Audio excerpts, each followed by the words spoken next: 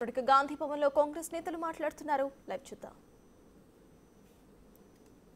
Party వ్యాఖ్యలు అనేది కిషన్ రెడ్డి గారు తేటతెల్లం చేయాలి. ఒక కేంద్ర మంత్రిగా ఉన్న వ్యాఖ్యలు మాట్లాడిన వ్యాఖ్యలను ఆయన వ్యక్తిగతమా లేకపోతే ప్రభుత్వ వ్యాఖ్యలు అనేది కూడా ప్రభుత్వం తేల్చి చెప్పాలి. కేంద్ర ప్రభుత్వం ఏది పడితే అది మాట్లాడడం అనేది ఆయన నైజం.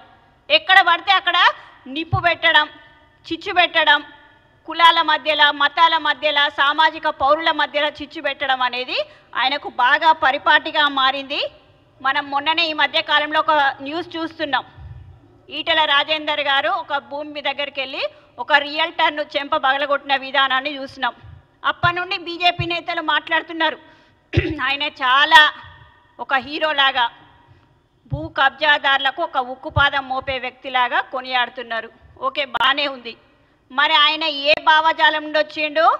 మన భూమి కోసం, భుక్తి కోసం పోరాడిన గద్దర్ యొక్క భావజాలం, ఆయన పాటలు, ఆయన ఆటలు, ఆయన భావజాలాన్ని పుణికిపుచ్చుకున్న వ్యక్తి ఈటెల రాజేందర్ గారు. మరి గద్దర్ భావజాలం కూడా అదే కదా.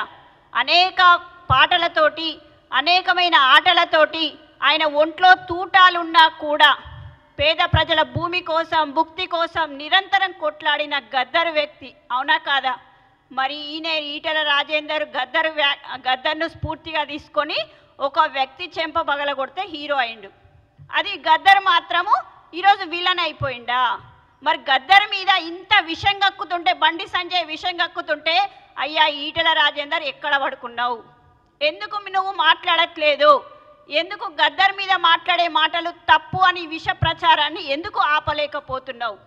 అంటే నీకొచ్చే రాష్ట్ర పదవి కోసం పెదవులు మూసుకుంటావా? ఇదేనా ఈటెల రాజేందర్ యొక్క సామాజిక స్పృహ? ఇదేనా విప్లవ భావాలు? ఇవేనా? ఒక తెలంగాణ ఉద్యమకారుని అన్నావు, ఒక ఉద్యమకారుణ్ణి అన్నావు. ఉద్యమకారుడు కాబట్టి సామాన్యమైన జనానికి ఇబ్బంది కలుగుతుంటే రియల్టర్ చెంప పగలగొట్టినా అని చెప్పినావు.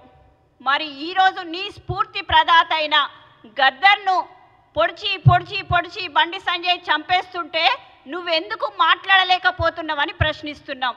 దీనికి సమాధానం చెప్పాల్సిన బాధ్యత మీ మీద ఉంది.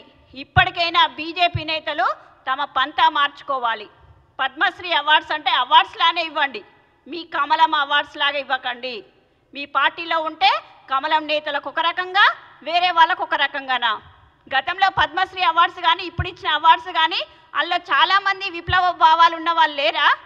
ఎందుకు మీరు ఈ రకంగా వివక్ష చూపుతున్నారు?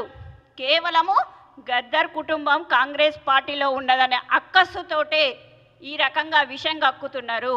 ఈ విషయాన్ని ఒక బండి సంజయ్ గారే విషం కక్కుతున్నారా, లేకపోతే మీ పార్టీ మొత్తం ఇదే భావజాలంతో ఉన్నారా అనే విషయాన్ని కిషన్ రెడ్డి గారు స్పష్టం చేయాలి. అదేవిధంగా ఈరోజు గద్దర్ మీద చేసిన వ్యాఖ్యలను బేషరత్తుగా బండి సంజయ్ గారు ఉపసంహరించుకోవాలని చెప్పి డిమాండ్ చేస్తున్నాం.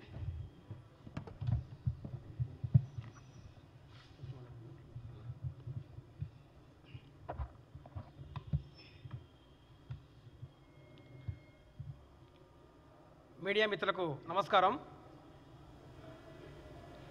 ఈరోజు బండి సంజయ్ గారు మాట్లాడిన మాటలు చాలా యావత్ తెలంగాణ ప్రజలకు నిజంగా కూడా బండి సంజయ్ మాటలు సిగ్గుచేటుగా అనిపిస్తున్నాయి.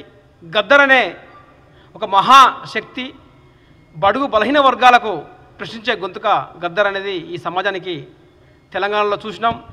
నిజంగా కూడా ఆయన ఆట పాటతోన ఆ రోజుల్లో బండి వెనుక బండి కట్టి 16 బండ్లు కట్టి ఏ బండ్లే వస్తావు కొడుకో నైజాం సర్కోరా అని పాటతో ఉత్తేజపరిచిన వ్యక్తి, గొప్ప మహానుభావుడు గద్దర్ గారు. ఆ గద్దర్ పైన మాట్లాడడం సిగ్గుచేటు అనిపిస్తుంది.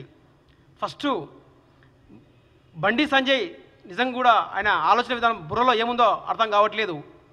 యువతను కూడా ఒక మతోన్మాద శక్తులుగా తయారు చేస్తూ, విచ్ఛిన్నకర శక్తులతో తయారు చేస్తూ విచ్ఛిన్నకర మాటలు మాట్లాడు. గతంలో కూడా ప్రెసిడెంట్గా ఉన్నప్పుడు మాట్లాడాడు, అంటే రెచ్చగొట్ట విధానంగా.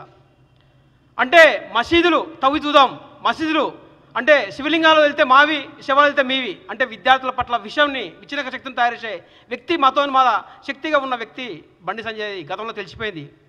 అంటే ఒక వివాదాస్పదంగా తయారు చేసే వ్యక్తిగా ఉన్నాడు. కాబట్టి ఈ సమాజానికి, తెలంగాణ సమాజానికి తరపున నీవు ఖచ్చితంగా ఇమీడియట్గా క్షమాపణ చెప్పాలని కోరుతున్నాము.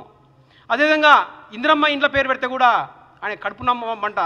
ఈరోజు కేంద్రం ఇచ్చే 10 నుంచి 15% ఇచ్చే నిధుల్లో ఇందిరమ్మ పేరు పెట్టకుండా దావుద్ ఇబ్రాహీం పేరు, బిన్ లాడెన్ పేరు అనే ఒక తీవ్రవాద సంస్థ చెందిన వ్యక్తుల పేర్లు పెట్టాలని కోరుతున్నారు. అంటే ఆయన మైండ్లో ఎంత విష జ్వాలం ఉందో మీరందరూ గ్రహించాల్సి ఉంటుంది. ఈరోజు మహాత్మా గాంధీని చంపిన వ్యక్తి నాథురామ్ గాడ్సే ఏ తీవ్రవాద సంస్థ, ఏ తీవ్రవాద సంబంధించిన వ్యక్తి, అలాంటివి వాజాలను వ్యక్తి. అదేవిధంగా దాదాపు 100కు పైగా అర్జీలు లెటర్లు పెట్టుకొని బ్రిటిష్ ప్రభుత్వానికి క్షమాభిక్ష కోరిన వ్యక్తి సావర్కర్. ఆయన గొప్ప దేశభక్తుడా?